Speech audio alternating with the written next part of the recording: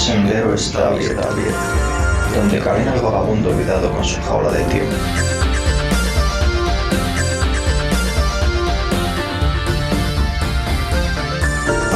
Muy buenas noches, escuchantes, y bienvenidos al Pasadizo.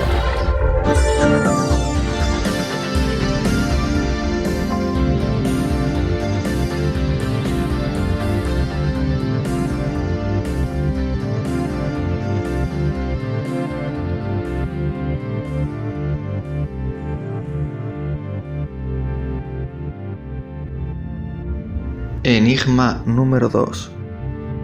La memoria, ¿eh? Ah, sí, la memoria.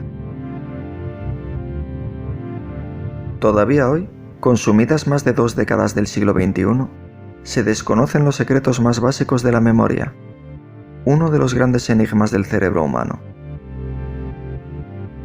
No conocemos aún cómo son exactamente los cambios o la forma en la que se activan los diferentes tipos de memoria, tanto la memoria de largo plazo como la de corto plazo, sin profundizar siquiera en la memoria declarativa, que es la encargada de los datos exactos, por ejemplo, recordar un número de teléfono, o en la memoria no declarativa, la que tiene que ver con acciones que misteriosamente no se olvidan tan fácilmente, como por ejemplo andar en bicicleta o nadar. ¿Cómo y por qué la memoria se modifica o se borra? Esto es un tema cuanto menos apasionante. Pareciera lógico pensar, como un simple discurrir que se me ocurre plantear ahora mismo, que un determinado estímulo, sensación o sentimiento activará de alguna forma, no sé, quizás química o eléctricamente algunas neuronas, donde quedara grabada esta información, como ocurre con un dispositivo de memoria digital, como una memoria SD o una memoria RAM. Y también se me ocurre que, por ejemplo, una regeneración de esta zona o una superposición de una nueva señal en esta región que la suplante permita que queden activos o protegidos solo los recuerdos más usados. Porque estaremos de acuerdo en que es increíble cómo recordamos con tanta precisión detalles tan sutiles como el olor de la tierra mojada del lugar donde nacimos, hace tantas décadas. O el momento exacto donde te hiciste aquella cicatriz que te acompaña aún hoy. Pero me temo que todo esto que acabo de conjeturar sea solo un divagar en una idea, sin carácter de hipótesis. Veamos qué dicen los últimos descubrimientos al respecto.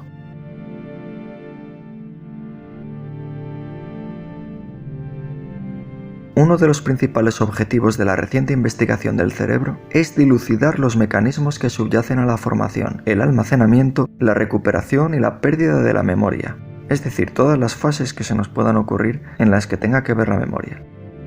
Este análisis tiene un gran interés, ya que promete no solo revelar nuestras capacidades mentales, sino también identificar enfoques para el tratamiento de las alteraciones de la memoria, especialmente en las enfermedades. El conocimiento actual de los procesos de la memoria es todavía escaso, pero las nuevas tecnologías y rumbos de las investigaciones, incluso más recientes, siguen revelando las numerosas complejidades que entraña. Está ampliamente aceptado que los cambios sinápticos son fundamentales para la memoria. Sin embargo, su análisis ha considerado casi exclusivamente la sinapsis uno a uno, es decir, de una neurona a otra, entendiendo la sinapsis como mecanismo de transmisión de la información entre dos neuronas. Este concepto de transmisión uno a uno es un fallo importante, ya que autores como Borsk et al. En 2021 han descubierto que los cambios en las multisinapsis, es decir, entre varias sinapsis o entre varias neuronas, también son importantes para la memoria. Es decir, intervienen diferentes neuronas o conexiones al mismo tiempo.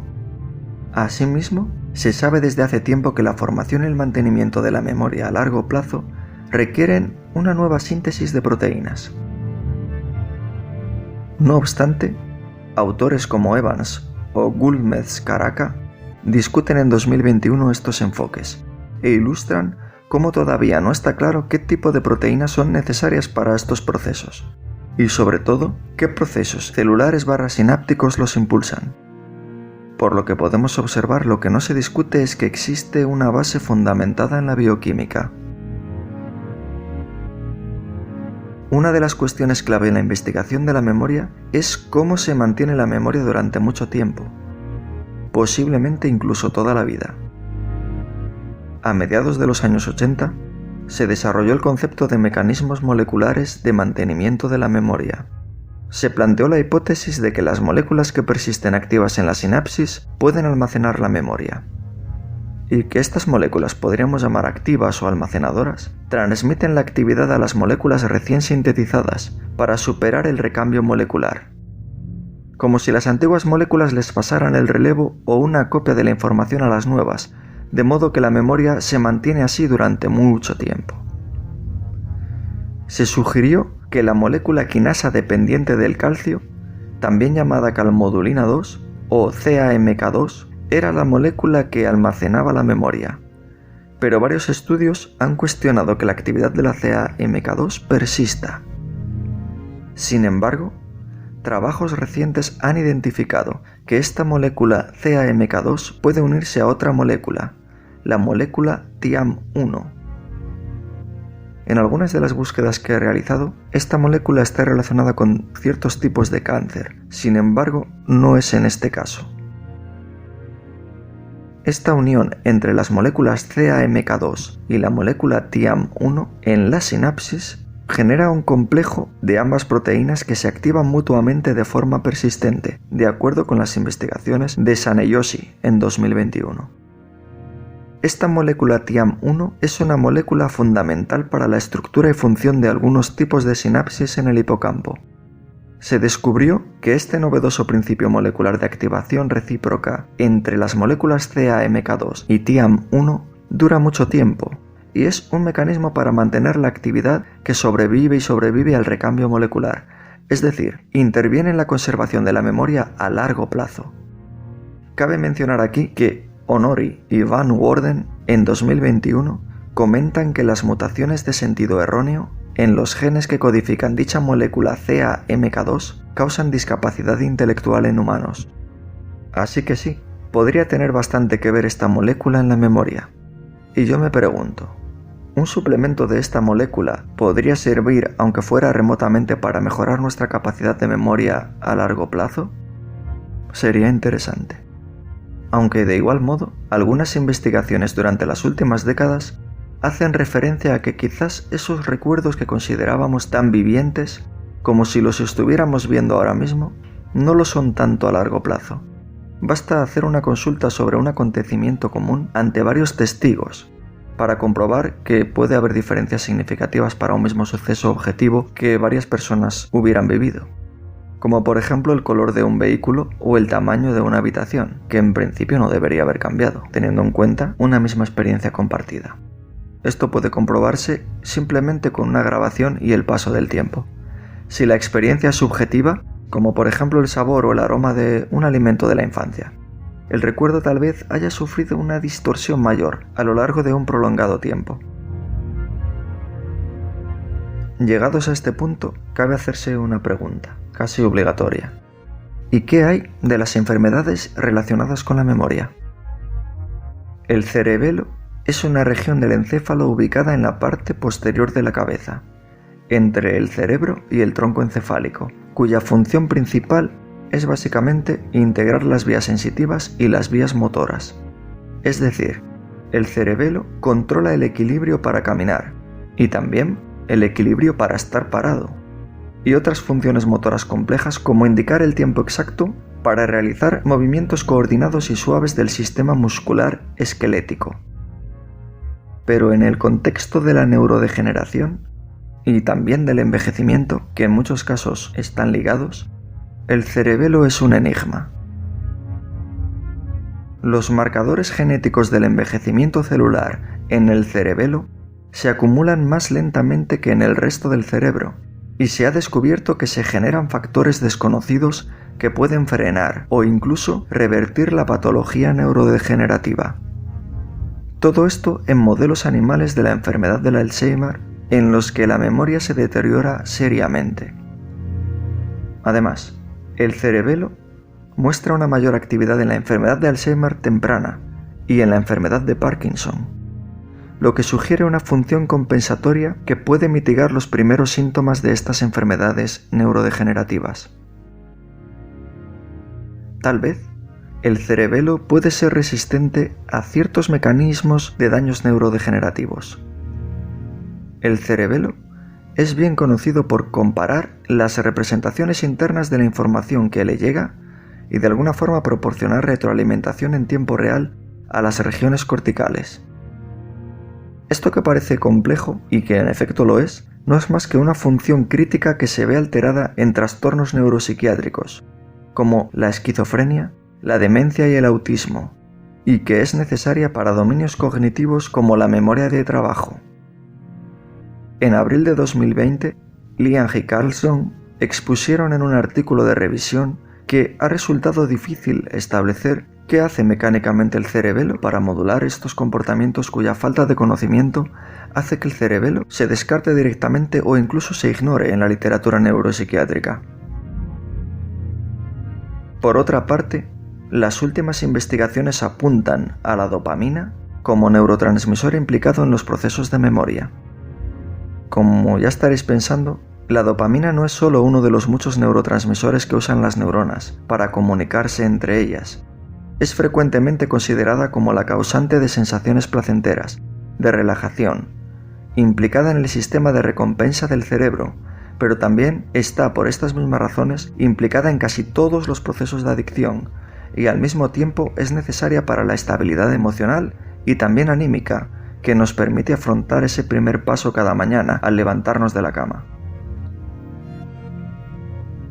Pues bien, las neuronas dopaminérgicas, productoras de dopamina, desempeñan un papel fundamental en las funciones motoras, pero también regulan el aprendizaje gratificante.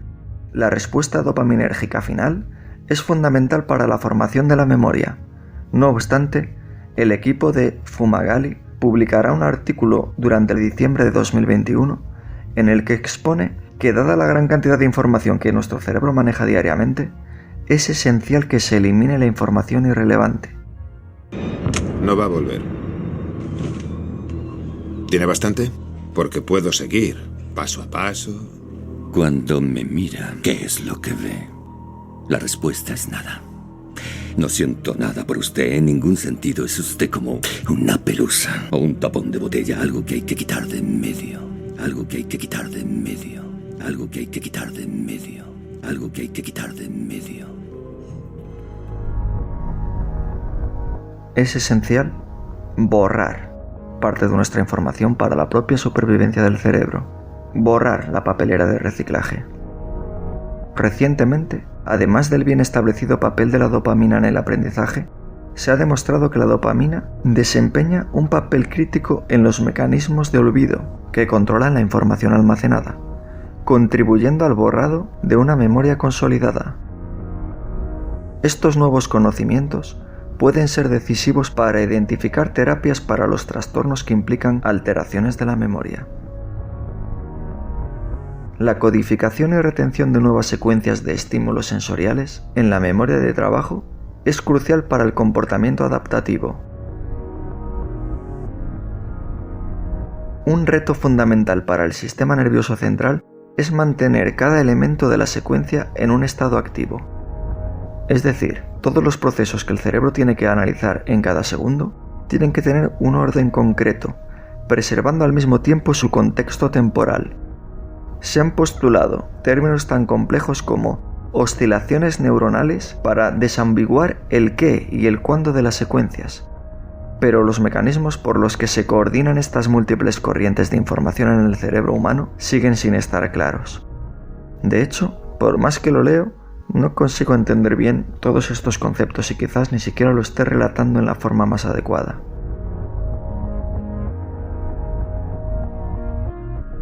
Vayamos ahora a una parte concreta del cerebro, la corteza piriforme. Es la parte donde se ubica el sentido del olfato, que permite detectar y distinguir olores con mucha precisión. Sin embargo, recientemente también se ha relacionado con el almacenamiento de los recuerdos a largo plazo. Esto en sí mismo ya está dando ideas para reflexionar. Para empezar, es fascinante cómo una misma región del cerebro parece estar relacionada con recursos tan aparentemente dispares. Recientemente, en octubre de 2021, Gottfried y sus colegas publicaron un estudio que reveló una organización única. de los recuerdos de los olores, marcando su posición en la secuencia del tiempo, por lo que la solidez de este efecto fue predictiva de la memoria temporal. Es decir, los olores se iban marcando, se iban grabando en un punto concreto a medida que iba pasando el tiempo, como una cinta que va transcurriendo y cada olor va marcando. Segundo 1, segundo 2, segundo 3. 1 a 1 en una secuencia de tiempo, una cosa así. Los patrones se reinstalaron espontáneamente en la corteza piriforme mencionada anteriormente, espontáneamente, y su prevalencia pronosticó la exactitud posterior del recuerdo. Los datos de esta investigación proporcionaron un nuevo vínculo entre la repetición orquestada por el ritmo de las ondas Z y la retención a corto plazo de los recuerdos secuenciales en el cerebro humano. ¿Y esto qué significa? Pues a efectos prácticos podría significar lo que en pedagogía se explica empírica o experimentalmente con memorizar algo, por ejemplo, un concepto asociándolo a una imagen o a una canción, en este caso a un olor. Y me surge una pregunta. Si la corteza piriforme asociada al olfato está relacionada con la memoria, ¿podríamos memorizar mejor una serie de conceptos asociándolos a unos correspondientes olores que pudiéramos estar oliendo durante el proceso de memorización? Aunque así fuera, no me quiero imaginar la ristra de aromas que deberíamos guardar en nuestro muestrario para aprender, por ejemplo, un nuevo idioma. La formación de la memoria es dinámica por naturaleza, y la adquisición de nueva información suele estar influenciada o influida por las experiencias anteriores. Se sabe que los recuerdos que comparten ciertos atributos interactúan de manera que la recuperación de uno aumenta la probabilidad de recuperar el otro, lo que plantea la posibilidad de que los recuerdos relacionados se organicen en estructuras asociativas, como bibliotecas que se enlazan unas con otras de representaciones siempre interconectadas, como un Internet. Por ejemplo, es más fácil memorizar algo si lo asociamos a una melodía, a un color o a un hecho concreto, especialmente si este hecho es especialmente representativo o traumático. Aunque la formación y la recuperación de los recuerdos individuales se han estudiado ampliamente, se sabe muy poco sobre los mecanismos cerebrales que organizan y vinculan toda esta biblioteca, o librerías incluso, donde guardamos los recuerdos relacionados. Los últimos estudios revisados por Silva en un artículo publicado en septiembre de 2021 sugieren la existencia de estructuras mnemónicas en humanos y modelos animales. Este concepto de mnemónicas me recuerda al lenguaje ensamblador que utilizan mnemotécnicos, basados en códigos. En informática, un mnemónico es una palabra que sustituye a un código de operación, con lo cual resulta más fácil la programación. Es decir, un lenguaje de muy bajo nivel cercano al lenguaje máquina, siendo este lenguaje máquina el más básico que existe, basado en ceros y unos, el cual puede ser leído directamente por los microprocesadores. Y es el lenguaje más sencillo que existe.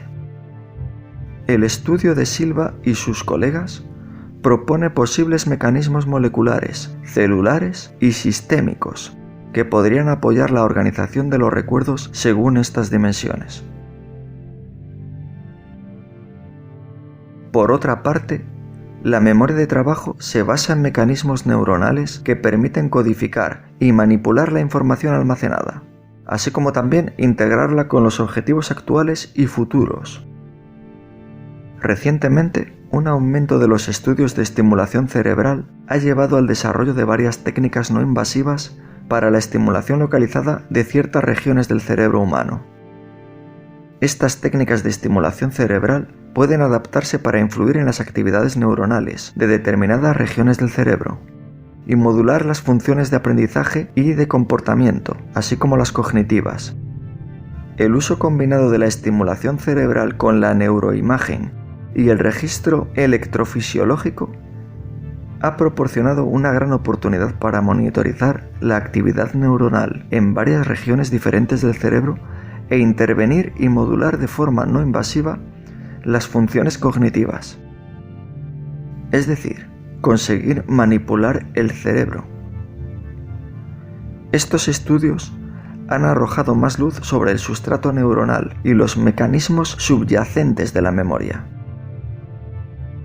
Por otro lado, entender cómo aprendemos y recordamos es una cuestión que lleva mucho tiempo estudiándose en la neurociencia. Los avances tecnológicos de los últimos 15 años han permitido aumentar drásticamente el acceso a las neuronas que guardan la representación física de la memoria, también conocida como huella de memoria o engrama. Para explicar este concepto, podríamos afirmar que dentro de un circuito neuronal, solo una subpoblación de neuronas participa en el almacenamiento, por ejemplo de un recuerdo recién adquirido. A estas neuronas o estructura de interconexión neuronal estable se le ha denominado células de engrama. Este conocimiento plantea la cuestión de por qué determinadas neuronas participan en la formación de un nuevo recuerdo y por qué otras no lo hacen.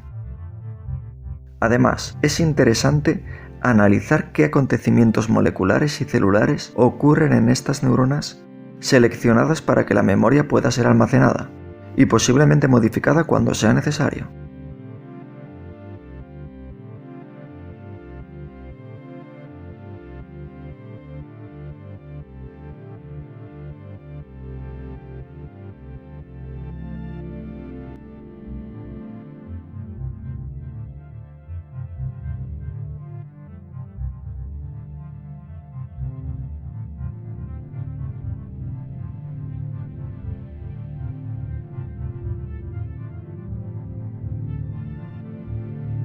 Todos estos desarrollos han facilitado enormemente el avance en el campo de la memoria, ya que han hecho posible la interrogación de los mecanismos celulares y moleculares que subyacen a la formación de la memoria, con una especificidad celular sin precedentes.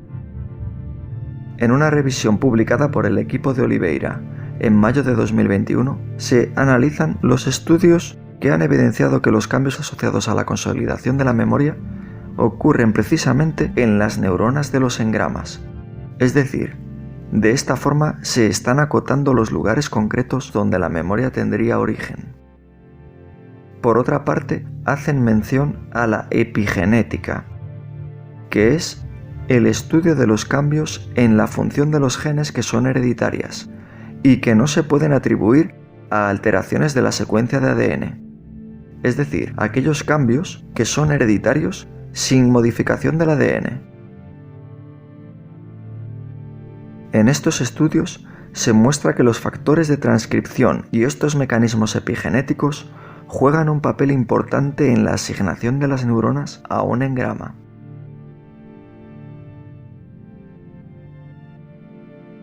En conjunto, estos estudios han comenzado a dilucidar cómo se seleccionan y modifican las redes neuronales para apoyar la formación y el almacenamiento de la memoria. En concreto, en 2021, Gulmez Caraca y su equipo han demostrado que el aumento de la metilación del ADN en las células engramas refuerzan la memoria a largo plazo. La metilación del ADN es un tipo de proceso epigenético, como antes mencionamos, en el que, recordemos, se producen cambios en la función de los genes que son hereditarios, pero sin generar cambios en el ADN. Es decir, quizás sea esperanzador que, en un futuro, actuando sobre el ADN de estas estructuras nerviosas sin modificarlo, podríamos mejorar la memoria a largo plazo de los pacientes que sufran ciertas enfermedades que afecten a la memoria de forma hereditaria. Por otro lado, está bien establecido que el hipocampo es importante para la memoria espacial. Sin embargo, se ha descubierto que el hipocampo también es necesario para otros tipos de memoria, como la memoria social.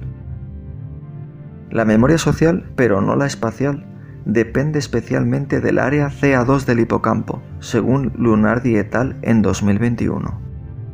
Elucidar estos mecanismos neuronales de la memoria en el cerebro es lo que intentan realizar científicos como Zembrowski, quien publicó un estudio en diciembre de 2020 en el que analizaron las metodologías transcriptómicas actuales y cómo están preparadas para revolucionar por completo el conocimiento de los mecanismos de la memoria con una resolución y un rendimiento sin precedentes. La transcriptómica se usa, entre otras cosas, para aprender cómo los genes se transforman en diferentes tipos de células y cómo esto puede ayudar a la presentación de ciertas enfermedades como el cáncer. Pero ahora también se está utilizando para conocer los mecanismos de la memoria. Centrándonos en el hipocampo y en la amígdala, dos regiones ampliamente examinadas en la investigación de la memoria, en el paper de Zembrowski mostraron cómo se han aprovechado las tecnologías de transcriptómica para comprender el estado de estas regiones del cerebro. Partiendo de esta base, mostraron que estas tecnologías pueden aplicarse para identificar de forma exhaustiva las moléculas y hasta las células que participan en la codificación y recuperación de la memoria. La transcriptómica también ofrece la oportunidad de comprender cómo se organizan los distintos tipos de células del hipocampo y la amígdala en los seres humanos. Y además, partiendo de la relación existente o de la conservación de estas regiones cerebrales entre humanos y roedores, se podrían deducir las contribuciones en el cerebro humano aprovechando los ensayos realizados en roedores, es decir, utilizar los ensayos existentes en roedores y extrapolarlos al cerebro humano con cierta fiabilidad. En última instancia, estas tecnologías transcriptómicas están preparadas para dar paso a una comprensión novedosa de la memoria en el cerebro. Analicemos ahora un tipo de célula que se encuentra en el sistema nervioso central no considerado hasta ahora: las microglías o células gliales, de las que ya hablamos en la introducción como células protectoras de las neuronas, que cumplen también funciones similares, relacionadas sobre todo con la defensa inmunitaria y la fagocitación de elementos potencialmente dañinos para las neuronas. La mayoría de los análisis mecanicistas de la memoria se han centrado en la formación y el almacenamiento de la memoria, mientras que los mecanismos del olvido no se han tenido demasiado en cuenta. No obstante, unos pocos laboratorios han comenzado a investigar las bases mecánicas del olvido. El laboratorio de Wang et al. En 2021 discuten el papel recientemente descubierto de las microglías en el olvido. La microglía tiene la capacidad de detectar señales de destrucción de las conexiones neuronales, lo que les permite eliminarlas. Esta regulación del número de sinapsis es muy importante durante el desarrollo, cuando la eliminación sináptica o poda de estas conexiones es necesaria para que las redes neuronales lleguen a ser adecuadamente operativas. Yo lo llamaría como para que no se sature todo, es como que es necesario reciclar o eliminar todas estas conexiones, voy a llamar sin aventurarme demasiado, basura. En la edad adulta, la microglía tiene la capacidad de eliminar sinapsis, lo que puede provocar el olvido. Además, la microglía regula la supervivencia de las neuronas recién nacidas. Así, una microglía disfuncional puede impedir el acceso a los recuerdos almacenados en el hipocampo. Esto me lleva a pensar que quizás, conociendo mejor el funcionamiento de estas microglías, se pueda conocer o evitar incluso ciertos daños en el cerebro o enfermedad neurodegenerativa. No lo sé. Con solo este puñado de investigaciones, queda claro que son varios los mecanismos que intervienen en la memoria y que aún se requieren más investigaciones. Sin embargo, me gustaría terminar apuntando a un artículo publicado recientemente por el equipo de Arsavsky, en el que afirma lo siguiente: si bien la neurofisiología suele considerarse una disciplina científica experimental basada en hechos empíricos sólidos, las evaluaciones de los complejos y poco conocidos mecanismos de las funciones cerebrales superiores o cognitivas, como la memoria, la producción y comprensión del lenguaje, la formación de conceptos abstractos, etc., siguen basándose principalmente en hipótesis axiomáticas, es decir, se mantienen enunciados que se creen tan evidentes que se considera que no requiere demostración. Si uno de estos falla, es posible que la cadena rompa y lleguemos a conclusiones erróneas, basadas en estos axiomas comúnmente aceptados, que determinan en gran medida las direcciones de los estudios experimentales en este ámbito y las interpretaciones de los resultados experimentales. Además, los investigadores suelen ignorar u olvidar la información basada en hechos obtenida en sus estudios, cuando ésta contradice estos axiomas comúnmente aceptados.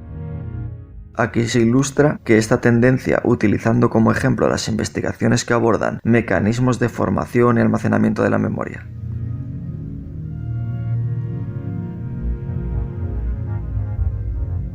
Estos aspectos del funcionamiento del cerebro se han estudiado con especial intensidad porque, a diferencia de muchas otras funciones cognitivas, la memoria existe tanto en humanos como en animales. Pero el hecho de que se hayan dado por correctos axiomas no evidenciados empíricamente podría estar añadiendo niebla en la búsqueda de los misterios de la memoria. Incluso añadiendo niebla en la búsqueda de otros misterios del cerebro.